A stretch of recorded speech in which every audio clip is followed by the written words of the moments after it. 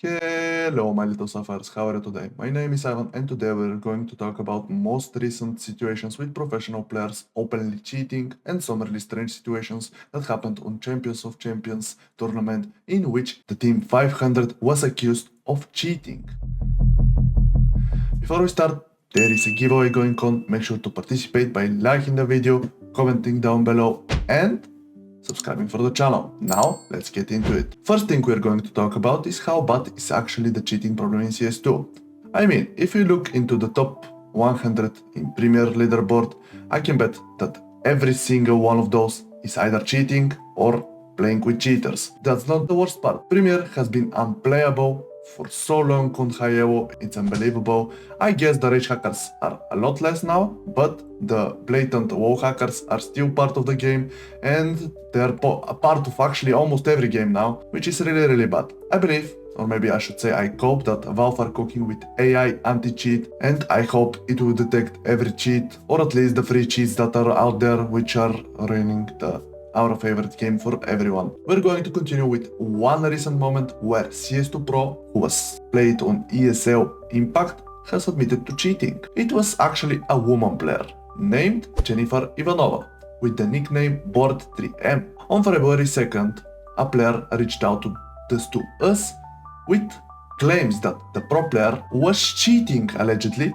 against him, and she was blatantly aimbotting and wall hacking with some pros behind it actually. And here you go, you can see some clips and you can decide for yourself. We can see how she tries to wall bug people with a scout through the walls that cannot be penetrated by a scout. Investigation from the side has led to the conclusion that the swag account, which was the cheater in the video, was owned by Board3M because they found out she used this account on one of the past tournaments. Following conversation, the girl reached out to the author of the exposing post of the Twitter, confirming that she cheated in those matches and she was having fun. Also, she requested that nothing to be posted of this chat. Kinda cringe. She just ruined her career over having fun in MM, and the site couldn't accept her request and they leaked the chat.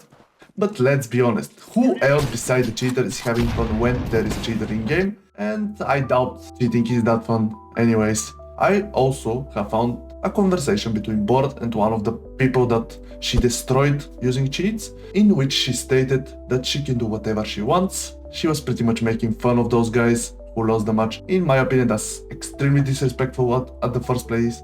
It's extremely pathetic, and no, not only she deserves to lose her job, but she doesn't deserve to touch our game, because that's not acceptable at all. That's pathetic. Now, we came to the most important part of our video, and we're going to talk about CCT Season 2 series, in which tournament was won by 500, but it didn't end that well, because there was an instant reaction from the losers, which were Partizan, and the president have made a post about losing the final. But not only that he is accusing 500 in using illegal ways to gain advantage in the game, he also said it's a shame that they are still allowed to play this type of tournaments. First thing, he pointed out that ships and oxygen from 500 had to set their cameras to the proper positions precisely because of the situations like this, and the cameras weren't set like they should. Second thing, that there are a few clips that have been made by Kensizor in which we could see that 500 players are rushing some of the rounds in unusual ways. Here are some of the clips. Things are getting more controversial because the guys who is exposing them was exposed in the past for match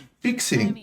His team was exposed for being match fixers, they had accusations of cheating and all those stuff, but things have changed because they are the one who are accusing now. And most of us know that 90% of the teams in tier 2 are match fixers or have used a cheater in their team, and probably 100% of tier 3 or lower are match fixers because they couldn't earn enough money to be self-sustained as a team. They have pointed out that the push from Oxygen directly from ramp to Under Palace is extremely strange, because there is no context behind the video. But another guy cleared that out with saying that it was an old CSGO strat, even though it's not meta anymore, still working sometimes, it's high possibility it was really that way. Also, we can't hear communication between his team and him. We can't hear anything like this, so it's really out of context. Some of tier 1 pro players like JKM, Glyph, Snappy have posted their opinions about the situation, and they hope 500 and especially Oxygen to be investigated. Also, Monezi have posted that Oxygen is extremely talented player, with the reasoning behind his words of Oxygen being a cheater. If Oxygen is not a cheater, these posts would be extremely damaging to his reputation as a player. And I don't think this should be going like this, in this way. So, let's get back to the previous point. Tier 2 CS is full of match fixers, so it's big possibility that all of this was match fixing and not connected to cheating, because I don't think there is someone that dumped to wallhack that obvious on pro scene. We also don't have idea what were their communications at the time, and most of those moves and plays could be explained by communications. Unfortunately, these stuffs cannot be proven unless the tournament organizations force players to have cameras be set facing their screen. Even there might be a loopholes, but again, it's better this way.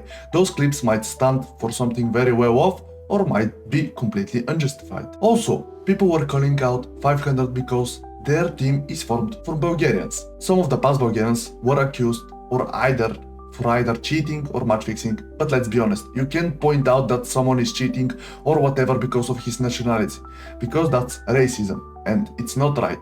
It's not right to do it like this because someone from that nationality did something and accuse someone because of that. The core of 500 is formed of 2 S-tier LAN MVPs and 1 recent Liquid player. They're in really good form overall, so I do think investigation is needed to clear things out, but let's not forget this fact because those players are not bad at all. Oxygen also made a post addressing all the accusations against him, and he's ready to show everything possible to show that he wasn't cheating.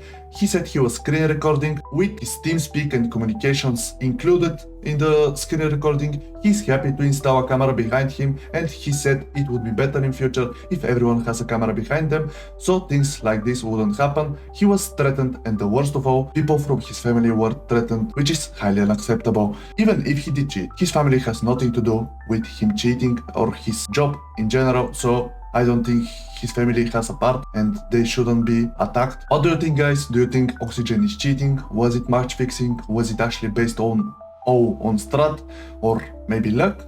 Tell me in the comments what's your opinion. I really appreciate every single that is still in the video. Please consider subscribing, and if you like the content, please leave a like, give me a cool comment. Thank you so much for the watching, thank you so much for your time, and yes guys, this was for today's video. I will see you all soon with a new video. Bye bye.